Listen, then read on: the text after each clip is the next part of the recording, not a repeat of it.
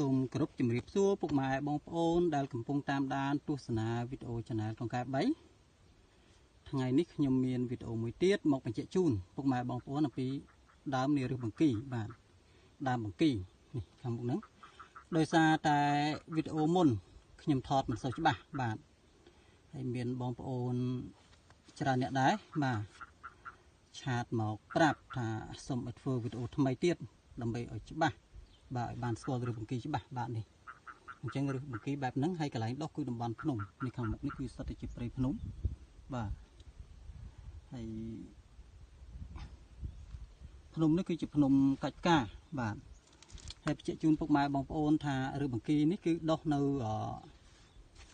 តាមព្រៃល្បោះបាទតំបន់ភ្នំកន្លែងដែលខ្ញុំថតនេះគឺជាព្រៃល្បោះតំបន់ភ្នំហើយប្រសិទ្ធភាពនៃរឿងបង្គីនេះទី1យើងអាចយកមកធ្វើជាថ្នាំបណ្ដេញខ្យល់ក្នុងពោះវៀនបាទហើយតែយើងអាចយករឹសពុកម៉ែបងប្អូនយករឹសបាទហើយបើកូនងាទូចអីអាចដោះជាមួយទឹកកកលាបបានធ្វើដើរខ្យល់មួយទៀតក៏អាចព្យាបាលជំងឺរលាកថ្លើមប្រភេទ B បាទថ្លើមប្រភេទ B ដែលគេថាពិបាកក្នុងការព្យាបាលហ្នឹងតទៅពេលយករឹសបង្គីនេះដាំទឹកស្ងោរហូបគឺជាលឿនបាទហើយក៏សូមជម្រាបជូនពុកម៉ែបងប្អូនផងដែរថាបើសិនជាចង់បានថ្នាំផ្សេងអាចតាក់ទងបានតាមលេខទូរស័ព្ទរបស់ខ្ញុំ097 31 13 046 069 30 21 88ឬក៏អាចចូលមកកាន់ Facebook ឆៃលៀងនិង Page គ្រូសេងថ្នាំឆ្នាំង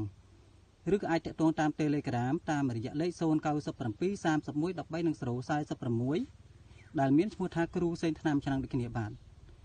ហើយក៏សូមអរគុណចំពោះពុកម៉ែបងប្អូនដែលខំចំណាយពេលវេលាក្នុងការតាមដានទស្សនាវីដេអូរបស់ខ្ញុំសូមជូនពរពុកម៉ែបងប្អូនមានសំណាងល្អមានសុខភាពល្អរកស៊ីមានបាននិងអាយុវែងយូរបាទសូមអរគុណសូមជម្រាបលាជួបគ្នានៅវីដេអូក្រោយទៀតបាទសូមអរគុណ